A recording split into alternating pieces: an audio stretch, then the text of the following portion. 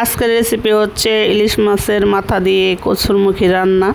Hello, আসসালামু আলাইকুম। কেমন আছেন সবাই? আশা করছি ভালো আছেন। আমি আল্লাহর রহমতে ভালো আছি।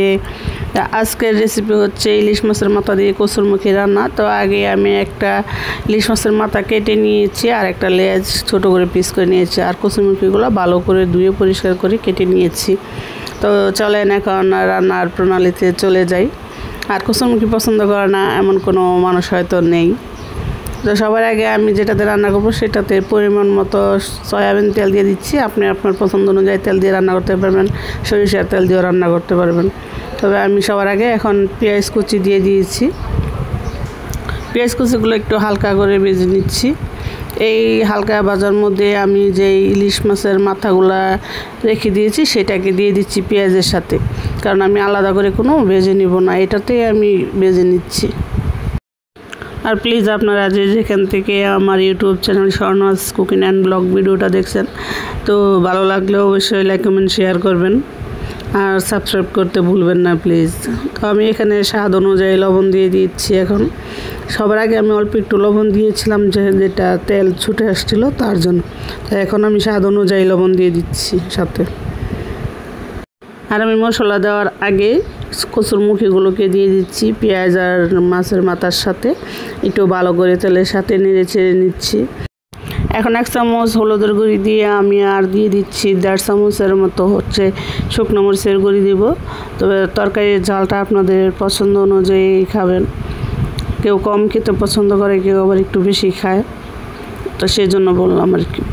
আর দিয়ে দিচ্ছি 1/2 চামচের একটু বেশি ধনিয়ার গুঁড়ি দিয়ে এখন হচ্ছে সামান্য অল্প একটু পানি দিয়ে দিচ্ছি, যেহেতু আমি তেলের উপরে কচুরমুখীগুলো দিয়েছিলাম। এখন দিয়ে ভালো করে মশলাটাকে কচুরমুখীর সাথে মিশিয়ে নিচ্ছি এবং নেড়ে চেড়ে ভালো করে কষিয়ে নিব।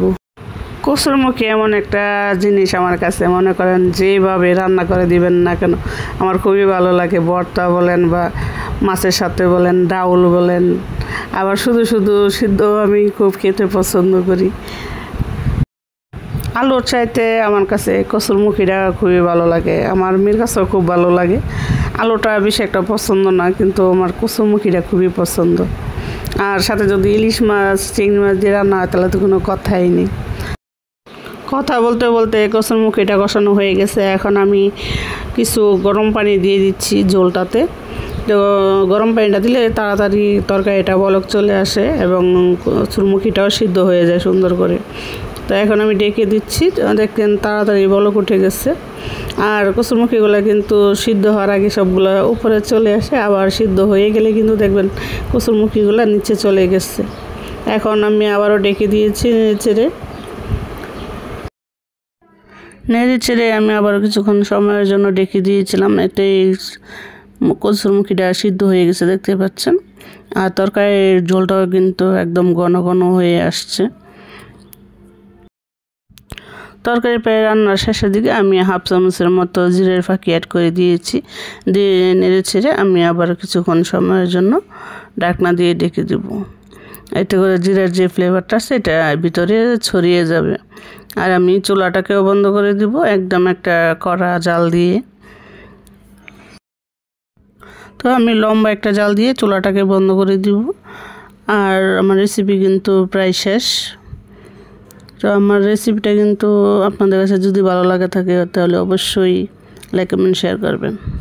তো এখন দেখতে পাচ্ছেন কিছুটা ঠান্ডা হওয়ার পর আমি একটা বাটিতে নিয়েছি। তো এরকম একটা রেসিপি হলে কিন্তু অনায়াসে 1 প্লেট ভাত খাওয়া যায়। তো আজকে বিদায়, ভালো থাকবেন, সুস্থ থাকবেন, দেখা হবে, কথা হবে নতুন কোনো রেসিপিতে। আল্লাহ হাফেজ।